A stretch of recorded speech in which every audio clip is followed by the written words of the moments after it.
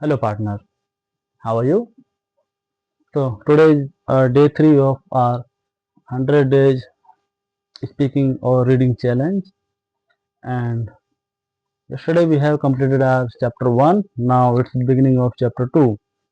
So, before start of today's chapter, I would like to request you that if you really want to improve speaking skills with myself as we are together, as in first I have cleared that I am not here to teaching anyone. I am here to support you guys and take support from you guys. So the community number 9873976739 मैं description में number डाल दूंगा. आप please इस पे मुझे message करें. We all get together to make community, and if you are from Delhi NCR, then we definitely meet up. We can meet up in Saturday, Sunday, or anywhere we decided. So uh, now we will start chapter 2. So chapter 2 is how your habits shape your identity and vice versa. Let's check how much pages of this second chapter. No, it's not a bit. No, that's 41. Yeah. Why is to why is it so easy to repeat bad habits and so hard to form good ones? Few things can have a more powerful impact on your life than improving your daily habits, and yet it is likely that this time next year you will be doing the same thing rather than something better. It often feels difficult to keep good habits going for more than a few days, even with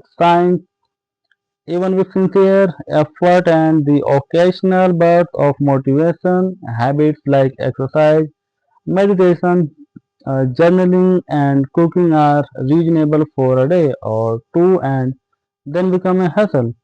However, once your habits are established, they seem to stick around forever, especially the unwanted ones. Despite our best intentions, unhealthy habits like eating junk food, watching too much television, procrastinating, and smoking can feel impossible to break. Changing our habits is challenging for two reasons. First, we try to change the wrong thing, and second, we try to change our habits in the wrong way. In this chapter, I'll address the first point. In the chapter that follow, I'll answer the second. It's too hot. Our first mistake is that we try to change the wrong thing. To, to understand what I mean, consider that there are three levels at which change can occur. You can imagine them like the layers of an onion. The first layer is changing your outcome. This level is concerned with changing your results. Losing weight, publishing a book, winning a championship, most of the goals you set are associated with this level of change. The second, the second layer is changing your process.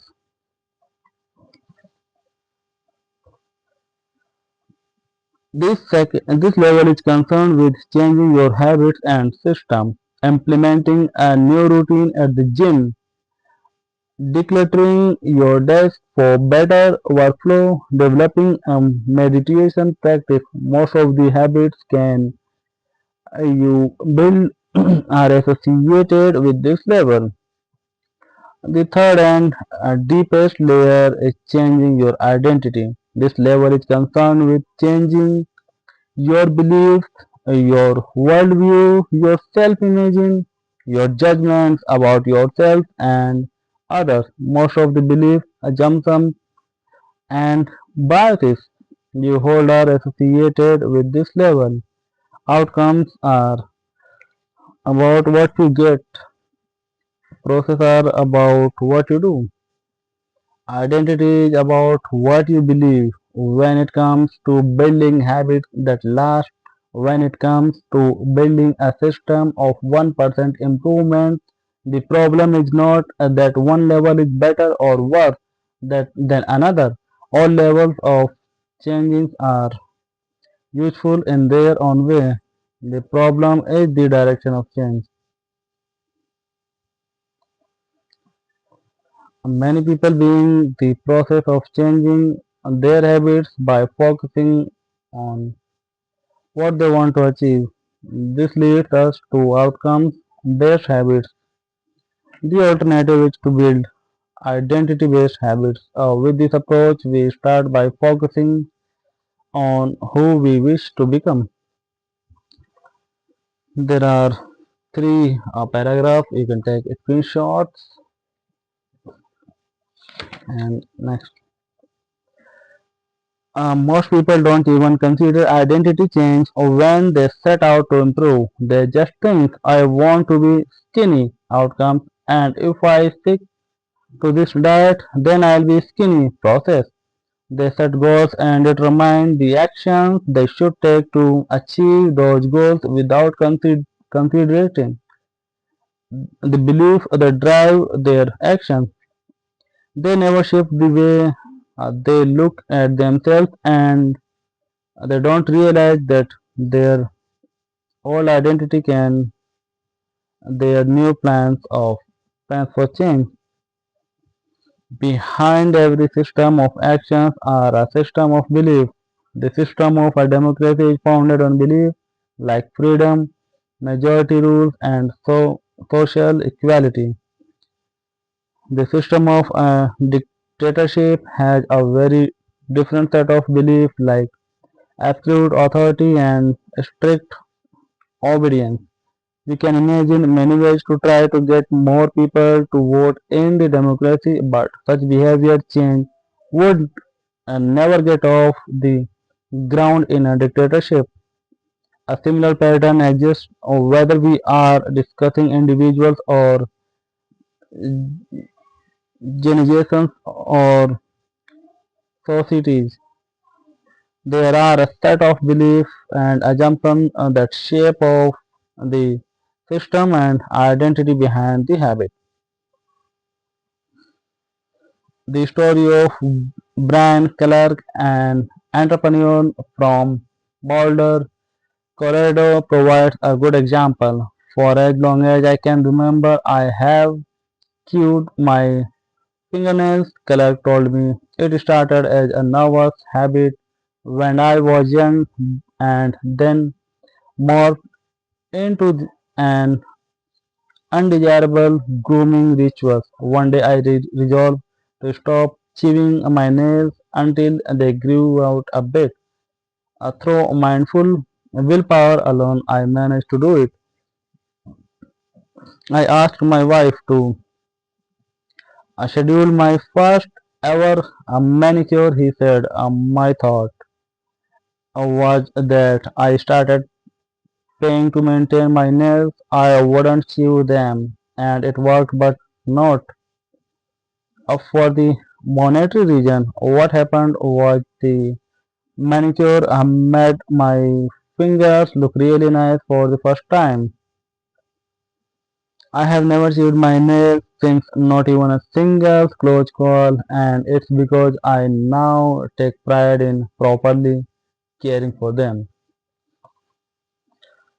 The ultimate form of intrinsic motivation is when a habit becomes part of your identity. It's one thing to say, I am the type of person who wants this.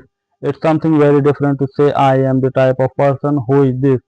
The more pride you have in a particular aspect of your identity, the more motivated you will be to maintain the habit associated with it. If you are proud of how your hair looks, you will develop all sorts of habits of care for and maintain it.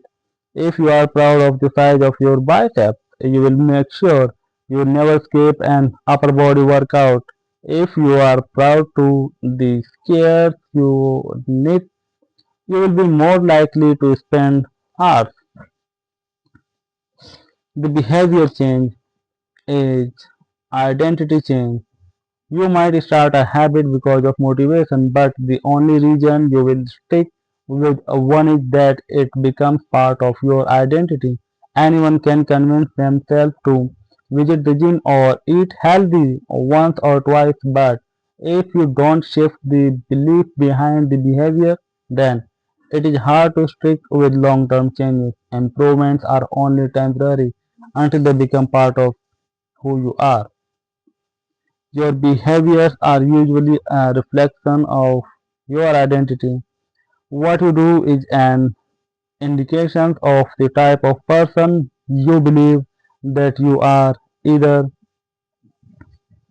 con- consciously or non-consciously. Research has shown that once a person believes in a particular aspect of their identity, they are more likely to act in alignment or with that belief.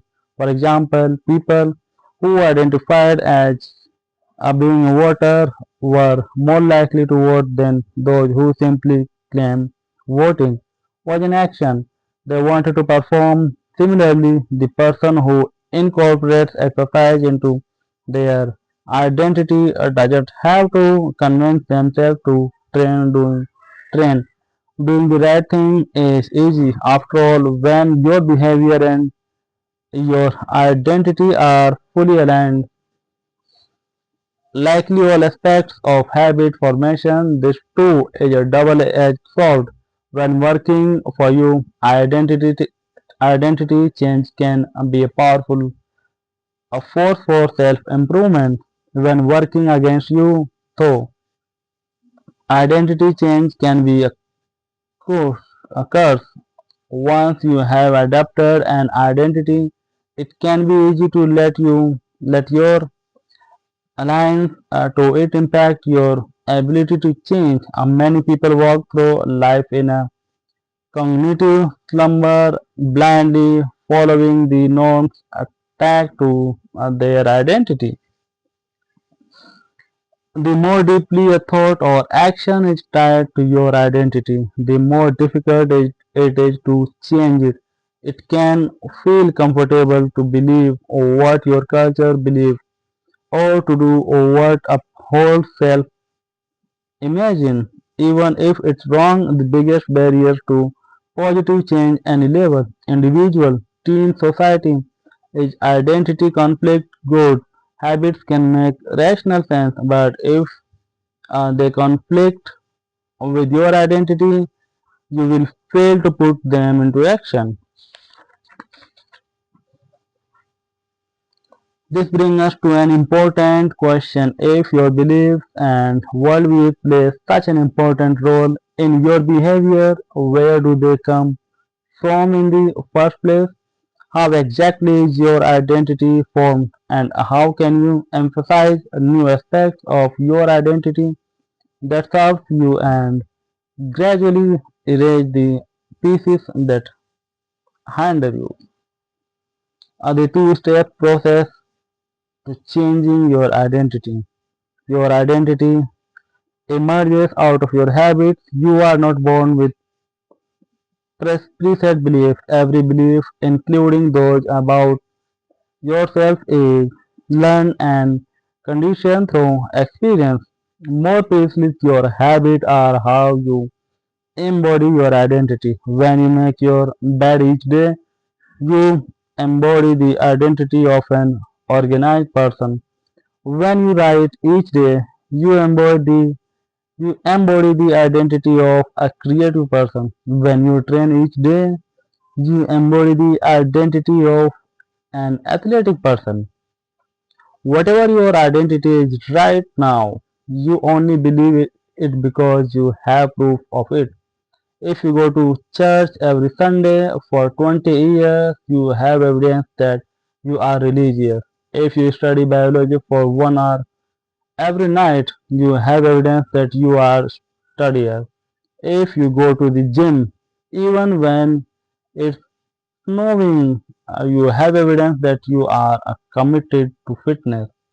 The more evidence you have for a belief, the more strongly you will believe.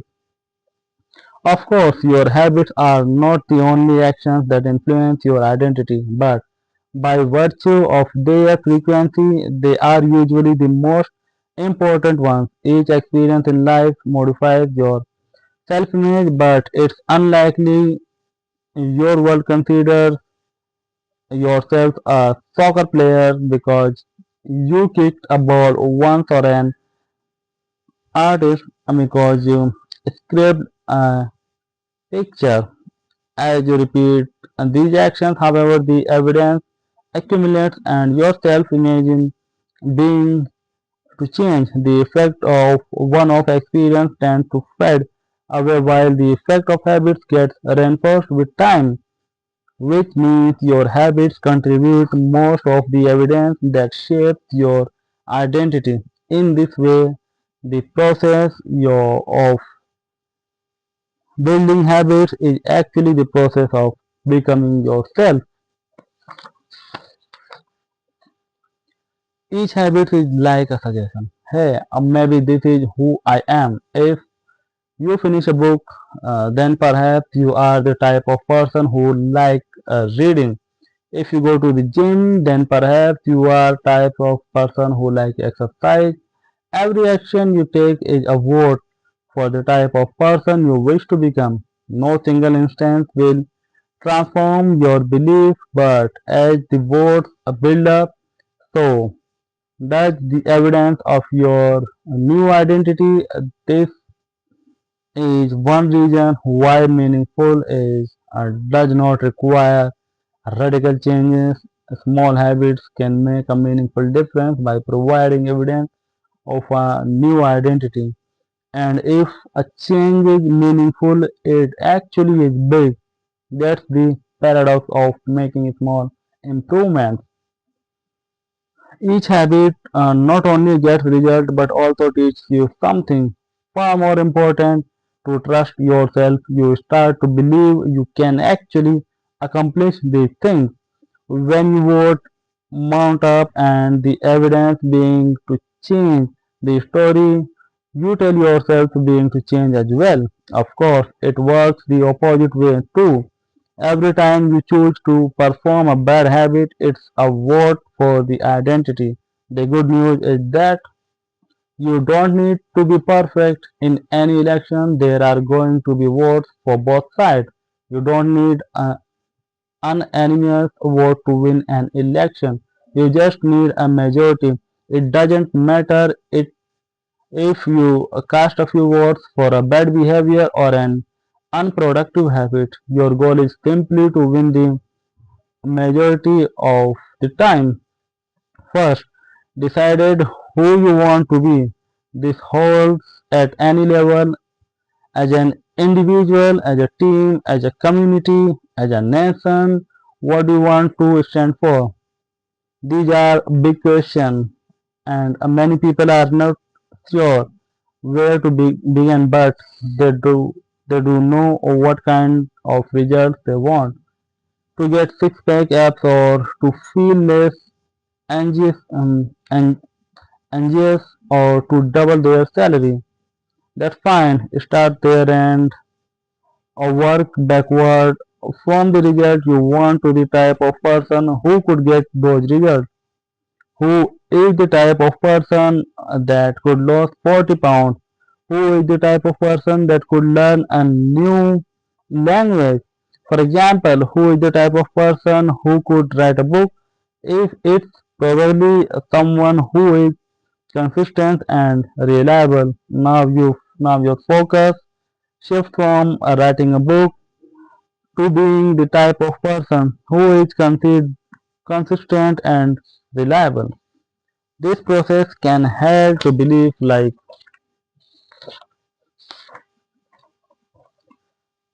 once you have a handle on the type of person you want to be, you can begin taking small steps to reinforce your desired identity.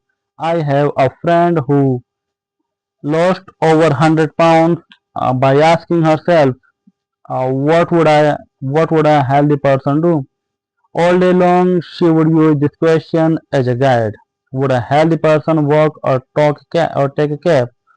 Would a healthy person order a burrito or a salad? She figured if she acted like a healthy person long enough, eventually she would become that person. She was right. The concept of identity-based habits is our first introduction to and another key theme is this book, Feedback Loop. Your habits shape your identity and your identity shapes your habits. It's a two-way street. The formation of all habits is a feedback loop, but it's important to let your value, principle, and identity drive the loop rather than your results. The focus should always be one becoming the type of person, not getting a particular outcome.